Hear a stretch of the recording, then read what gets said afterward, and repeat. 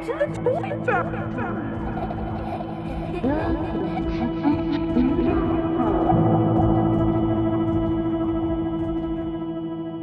didn't even realise that the audio file had stopped playing. You were lost for a moment, thinking about old cartoons, toys you'd forgotten, and for some reason the smell of autumn, of things dying, of something burning in the distance. You scrolled through the comments again. Were there more now? Bullshit, one said. The bits with the people dying gave me an erection, said another. The toys don't exist, said one more. And you tried to swallow, but your throat was too dry, and the roof of your mouth suddenly tasted like blown batteries. You got the slightest sensation of pins and needles prickling the backs of your arms, and that familiar feeling of reverse vertigo, like you might fall upwards from your chair and crack your nose on the ceiling fan.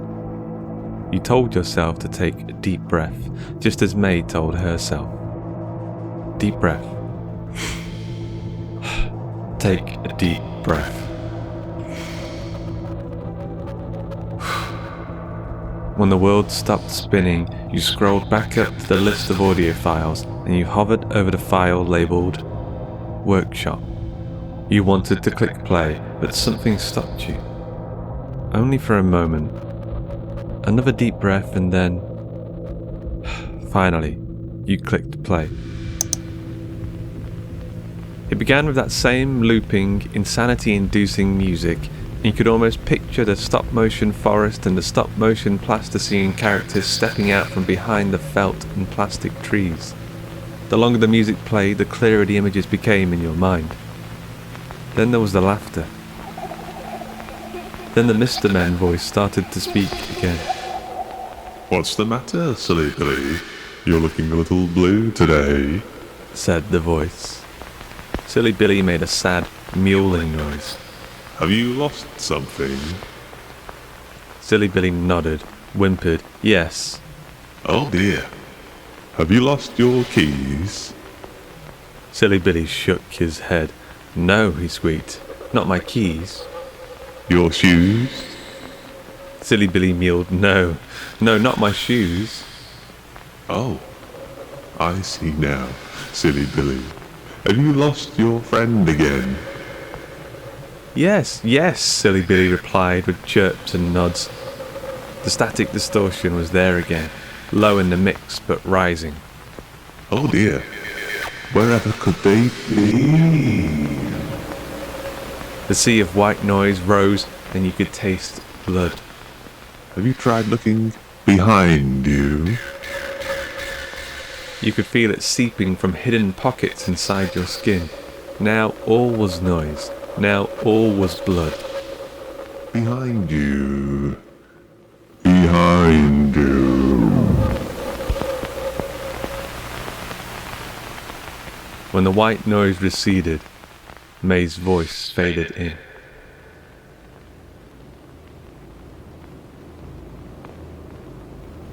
I feel like I'm losing my mind. Got to get out of this place. This town. Everything. I'm supposed to be going to university. I'm supposed to be doing my pre-reading. Nervous about moving. Meeting new people. Not this. This.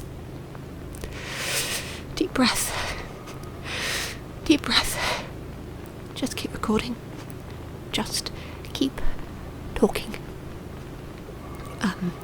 I made it through the ball pit kingdom. There wasn't a lot in there. It looked just like any other forgotten factory room, really. Other than the TV. It was at the far side of the room, by the double doors. It was another big, fat, heavy TV like we used to have in the living room. It was switched on. Not playing anything, but static. Just white noise. The place between the channels. With that searing hiss that worms inside you. It starts to feel like it's filling up your body. Like it's fizzing at the end of your toes and the tips of your fingers. Like it's vibrating your teeth. and those tiny bones in your ears. In that dark hall, the TV was so bright too, like white-hot fire floating in a sea of ink. There was something obscuring a small part of it. As I got closer, I could almost make it out. I pointed my torch at it. By the way, Dad needs to buy a new torch. I think maybe the bulb on this one is dying. It keeps flickering off and on, which isn't fun when you're walking through a place like this. Not that I'll ever walk through a place like this ever again. If I can just get out. Please tell me I can get out. God, I feel like praying. I don't believe in God, by the way, or higher powers. I only believe in the here and now. The problem is that the here and now is creeping me the fuck out. Sorry, I'll edit out the swearing. I pointed my torch at the TV and saw that it was a toy. Another big one, life-sized, sat down before the TV and hunched over, slightly to the side as if transfixed by what it saw. I don't think I recognised this one. It looked newer. The head was huge compared to its tiny torso, and it was covered in matted blue fur. The arms were ridiculously long, curled around themselves like lengths of cables or coiled blue snakes. Its ears were pricked up into points like a cat's ears. It was wearing a trilby hat. I think it was red, but in the gloom it looked like a crusty scab stuck to its scalp, like some kind of malignant growth with a fabric trim. I walked towards it, stepping over old rubbish and leaves, and accidentally kicked a glass bottle. It rolled and clanged against the wall. And I'm sure you'll think I'm mad for saying this, but when that bottle hit the wall, I saw the slightest twitch of movement in the toy's ears, like it had been in a daze and the bottle had stirred it. I know. It's stupid. I'm stupid. But I'm scared. And I'm seeing movement all the time, always just outside my peripheries. Rats, I'm sure. I hope. Slowly, carefully, I walked towards the toy. Kept my torch aimed at it, as if hoping to lock it down in position with my torchlight. I stepped behind the TV, looked at the toy's front, washed in the fizzy light. Its face was too small for its head, to make it cute, I guess. This disgustingly wide smile and absurdly open eyes were pointed right at the TV, like it was lost in reverie, like it was seeing something in the white noise that I couldn't. I kicked out the power cable and the TV died. The face remained still. I don't know why I kicked out the power. I guess to see what would happen. Whether the toy would jump to its feet and scuttle madly into the piles of debris, or perhaps its arms would uncoil, undulate through the air towards me. I waited for a minute, maybe more, before backstepping to the end of the room, to the orange double doors. I opened them. I kept my torch on the toy as I stepped through. It didn't move. Maybe the slightest twitch. No. I don't think so. I closed the door behind me and for some reason I waited. And I listened. And nothing happened. The toy did not follow me, of course. What even is this place? It's like a patchwork mess of everything. It looks like someone has thrown together whatever is left in its pockets, rolled it like dice, and let it lay wherever it landed. On the map, it's called the Old Workshop Forest. It's not a forest, though, just another hall decorated to look like one. There are little podiums made up to look like small trees, each podium holding a glass case, in which sits bits and pieces of the toy factory's history. In one, I saw a half-made doll with no face. In another, I saw an older version of Silly Billy. He had that same coppery hair. Oh, almost the same colour as mine, actually. In another, there was an old hat. And it said that it was the hat that the Master Chancy wore when cutting the ribbon to the Four Seasons supermarket in Burnsfield. I've been to that supermarket, and cutting the ribbon to that place shouldn't be something to be proud of. It's weird to think that that's how this place used to be. Full of families playing and learning. And how Burnley used to be a real town. Full of life. I feel like this place was something that Master Chancy had dreamed about for so long. The pinnacle of his life's work. And now I was walking through that dream long after he'd woken up. Left it all to crumble into sand and ash. This factory is the perfect metaphor for Burnley. Abandoned and cold. And there's bits of glass everywhere. I imagine it could have been nice, though. They'd painted the wall to look like huge gatherings of pine trees, and they had all the characters playing hide and seek. Little cherub-like faces poking up from behind the trees. The main characters, but others too. Fairies, I think. I used to like fairies. You hear that?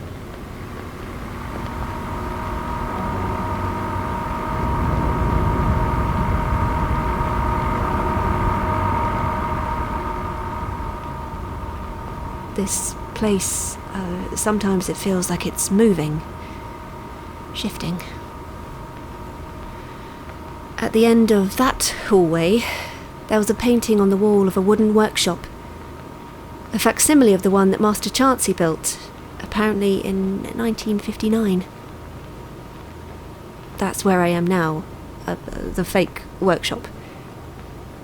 The door, painted up to look like it was made of wood, led me into this tiny room.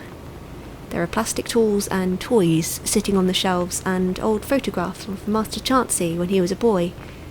Him and his brother. It says here the brother's name was William. Makes you wonder where Chancy has been all these years. Back with his family in Oxford or wherever. Or probably out living a life of luxury on some tropical island. Though he must be old. He looked old back when the place first opened. So he's dead. He must be. Did nobody come and throw this stuff away? And how come they didn't... Wait. What's this?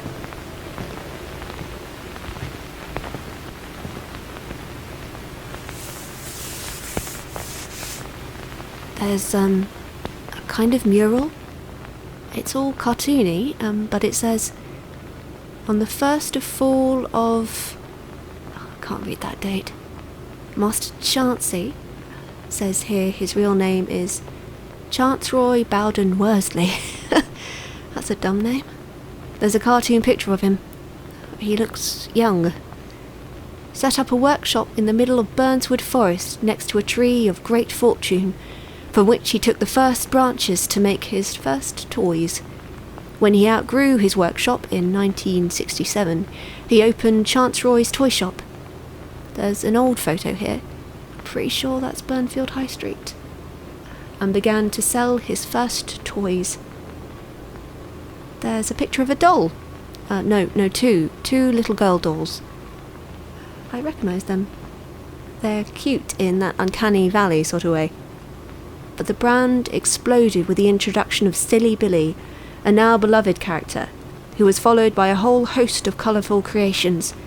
Grandpa, Little Miss Peak and Little Miss Boo, Werewall, and many, many more. I think the Grandpa character, maybe the face outside? The one on the rubble.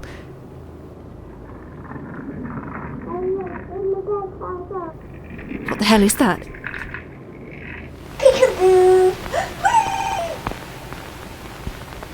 There's a face on the wall.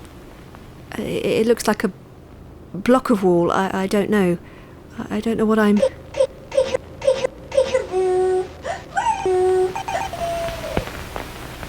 I don't don't know what this is supposed to be. It's just a face on a waist-high block. What the hell am I looking at? It's a toy, a square-looking toy face thing, on little feet or wheels or something. Looks like a cabinet, but instead of drawers, it's got a... it's a pretty cute face. You could picture it. Almond-coloured eyes like those of the sweetest family dog, and a lipless mouth like a scar against a smooth plastic surface. The mouth itself slightly raised as if morphing into some kind of beak.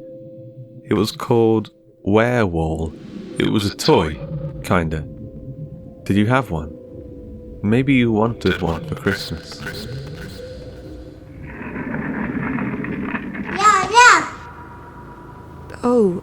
Oh, you want this plastic food stuff here? I think it's a piggy bank toy, maybe? But it's way bigger, and its eyes. Here, you want this plastic food? Take it. You like that?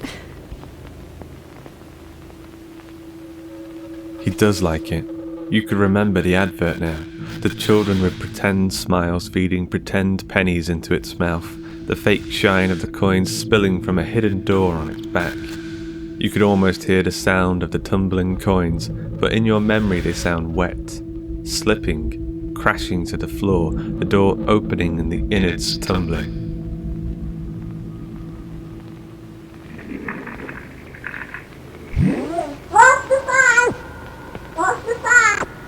Can't believe you snuck up on me like that.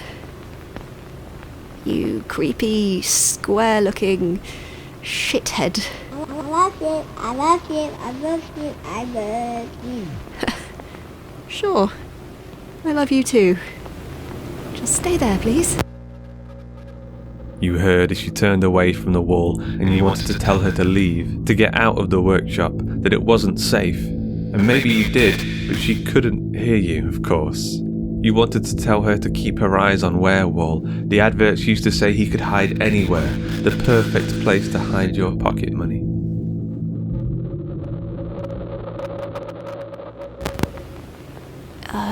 In the mid-70s, Master Chancy expanded on his workshop and started to build the factory around it.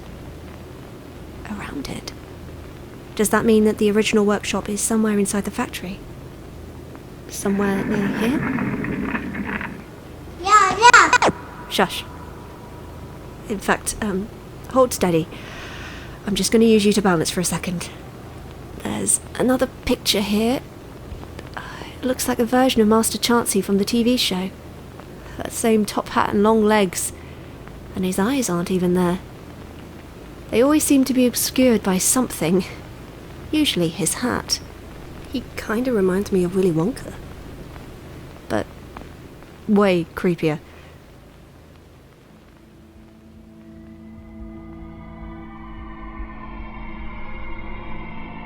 You leaned closer toward the computer screen, and in the faint reflection of the glass you could almost see her in it, could picture her hand on the corner of the toy's head, could see the toy's eyes moving towards it.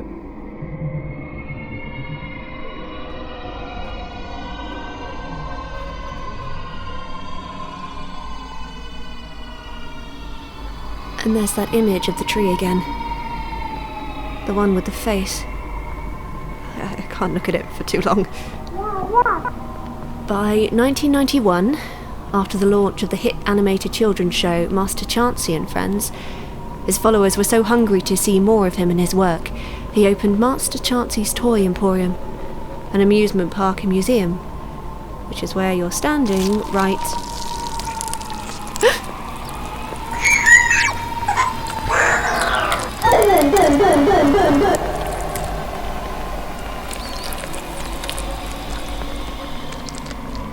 You felt sick.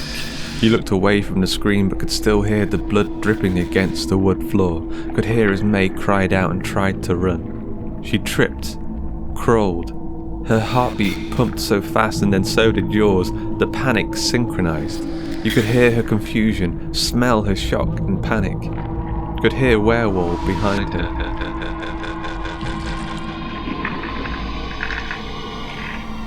love you, I love you. Stay the fuck away! Stay there. Yeah. He's blocking the fucking door. My hand. The blood. There's so much blood.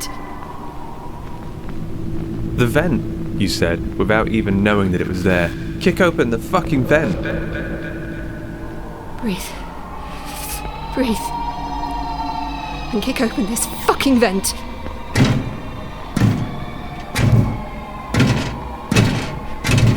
Come on. You can't breathe. You want to tell her to run, to please get away. The thing, the werewolf toy, it sounded so close, too close.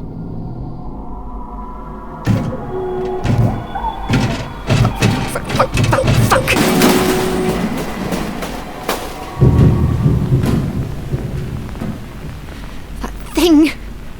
That thing bit a chunk out of my... It ate my... Oh God, what now? Run! You said.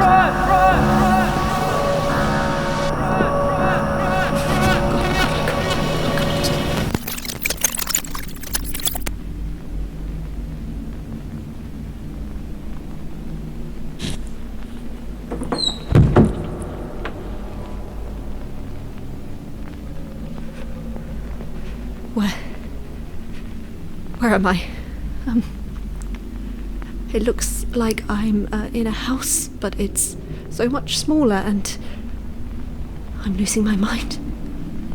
Losing my mind.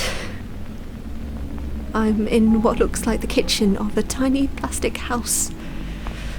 There's a small table here with fake dinner sets and a small plastic chair. Too small for me to even sit on, and... Wait a sec, I need to wrap my hand.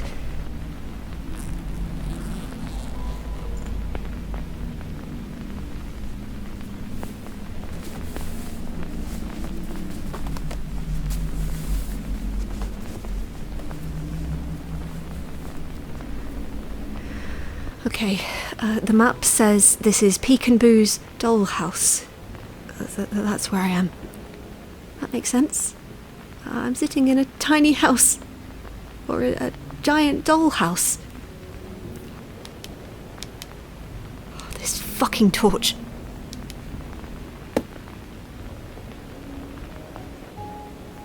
I see something over by the plastic oven. There's a camera here. The batteries are dead. Wait. Hang on. Looks like it uses the same batteries as the torch.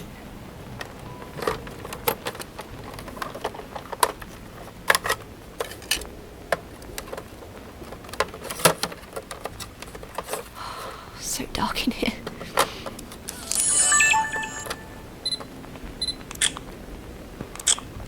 Wait. That's them. It's them. The Klein Bros 20x10, the Thacker brothers.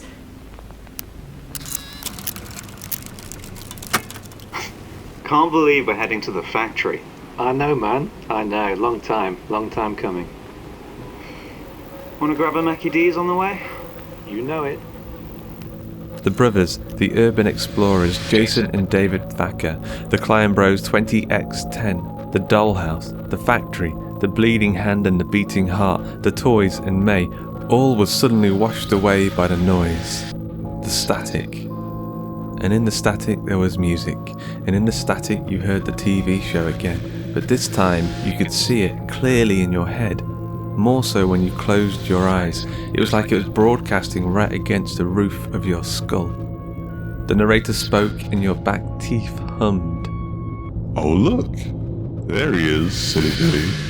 He was right next to you this whole time. Silly Billy mewed and... Oh, of course. You are a silly Billy indeed, aren't you, silly Billy? He mews, yes, I am. He was right next to you this whole time. In those final seconds of the audio file, you saw him. Yes, it was only in your imagination, but still, You saw him, and you felt the same way you would if you'd locked eyes with a predator. Something that wanted to eat you, and you knew it could if it wanted to. It was Master Chancy, the tiny make-believe plasticine one. In jerky motions, it stepped out from behind a tree and looked at you, and waved. The audio file finished. You opened your eyes and saw that your fingernails were bleeding.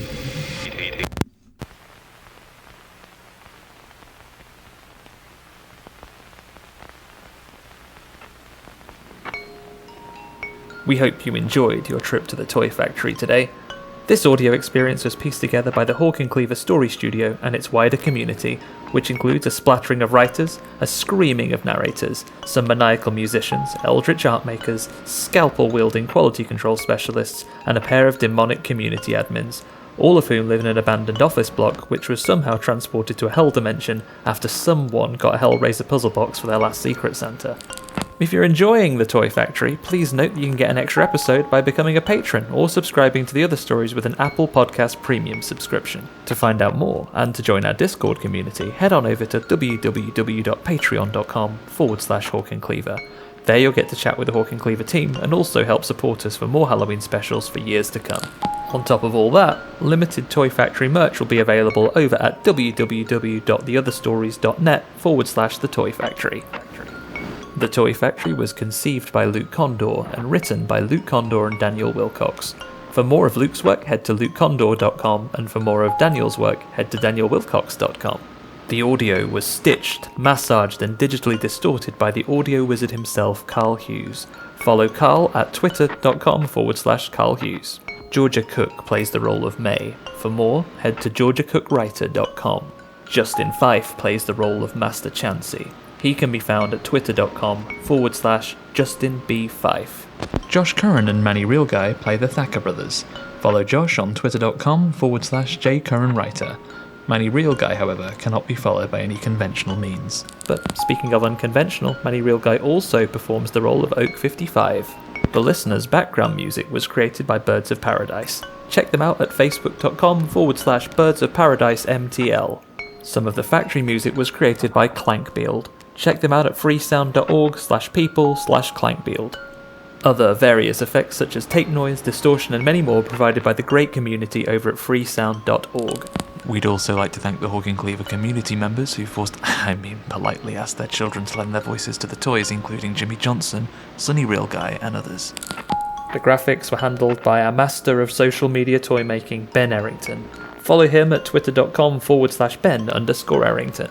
This year's chilling cover artwork was created by the one and only Matt Seth Barnes. Find more of Matt's work at mattsethbarnes.com. Hey, did you know that Halloween specials have been a tradition for the Hawk and Cleaver team for several years now? Well, if you need more Halloween audio treats in your life now or in the future, then don't worry, dear listener, because we have you covered. Simply search for The Nest, The Halloween Horrors of Old Mill Lane, or The Witching Hour in your podcast application of choice.